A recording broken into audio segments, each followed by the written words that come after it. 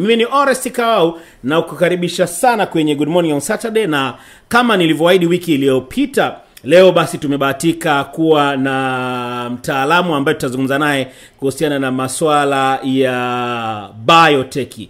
Mimi naitwa Ali Mahadhi. Dr. Ali Mahadhi ni mhadhiri na mtafiti wa bioteknolojia na vihisia vya kibiolojia, kwa kitaalamu biotechnology and biosensor technology, kutoka Chuo Kikuu cha Dar es Salaam, idara inayojulikana kama biolojia molecule na bioteknolojia. Lakini Dr. Mahadhi, vipi kuhusu dawa zinazopitia mchakato huo wa kisayansi? Ili uweze kushusha sukari unahitaji dawa inayojulikana kama insulin. Ndiyo. Sasa zamani ile ilikuwa inatolewa kwenye kongosho za nguruwe, kwa sababu nguruwe na sisi ndo tunafanana kidogo mifumo yetu. Kwa hiyo wanatoa ile insulin. Kwa hiyo badala ya kumchukua binadamu muue, umtoe kongosho umpe mwenzako mwingine, ile insulin ilikuwa inakamuliwa kutoka kwenye kongosho za nguruwe. Kwa hiyo walikuwa wanauliwa nguruwe wengi sana kupata kiasi kidogo tu cha ile insulin kutoka kwenye. Kwa hiyo baadaye, kutokana na hii teknolojia ya kisasa sasa, wakachukua bakteria anajulikana kama Escherichia coli. Ni wako aina nyingi. Kuna ambao wana madhara, ukimla kwenye chakula unapata madhara, na kuna ambao tunafanyia labs, ni wa kawaida sana.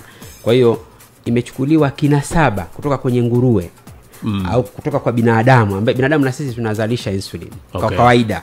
Kwa hiyo imechukuliwa kinasaba cha binadamu, kimewekwa kwenye bakteria, halafu bakteria anaoteshwa tu maabara, anazalisha insulin.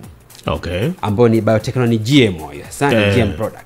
Insulin ndio inauzwa. Sasa hivi ukifika kwenye duka la dawa ukifungua, utakuta imeandikwa pale recombinant insulin, recombinant protein, recombinant bacteria.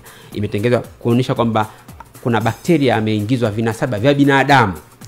Anazalisha nini? Insulin. Kwa hiyo tunatumia hizo, wala hatuulizi. Tunajichoma sindano za insulin. Hatuulizi kwamba hii ni GM product. Hakuna. Lakini pia chanjo, kuna chanjo ambazo zilikuja hapa kwa ajili ya COVID na maradhi mengine kabla ya hapo, ambayo ni GM, na tumejichanja tu vizuri na tuko mpaka leo. Na hata hizo antibiotics tunayokula, haya madawa mengine yanazalishwa kutokana na GM microorganism ambao wanafanyiwa mabadiliko ya vinasaba kwa ajili ya kuzalisha dawa mbalimbali. Lakini watu wengi, Dr. Mahadhi, wakati mwingine wana wasiwasi na vyakula vitokanavyo na michakato ya kisayansi. Hebu tupe elimu na kuwatoa Watanzania uoga kwenye eneo hilo. Naomba nikuthibitishie kwa 100%. Ukisha kuona zao limezalishwa shambani likaja sokoni, basi hilo zao ni salama. Kwa sababu kwenye mchakato wetu sisi huku, moja kati ya teknolojia ambayo inasimamiwa na imewekewa miongozo na ina organs nyingi za kusimamia mpaka kuhakikisha kwamba unachokitoa ni salama, basi ni mazao ya kibiotechnolojia. Kwa hiyo hata yale ambayo yanazalishwa kwa bioteknolojia ya asilia, ile ambayo umesema tangu miaka hiyo nafika, bado na yenyewe yanafanyiwa ukaguzi kuonekana kwamba kabla hayajamfikia mlaji ni salama kiasi gani. Na yale huwa yanatumia, yani kufanya ile breeding, unatumia vitu vya asili ambavyo umekuwa ukivila kawaida. Kwa mfano unachukua limau, unapandanisha na chungwa, halafu unatoa kitu cha kati na kati. Sasa si limau umekuwa kila kawaida, na chungwa sasa hakuna kinachotolewa kati na kati, bado ndio yenyewe kinakuwa ni salama.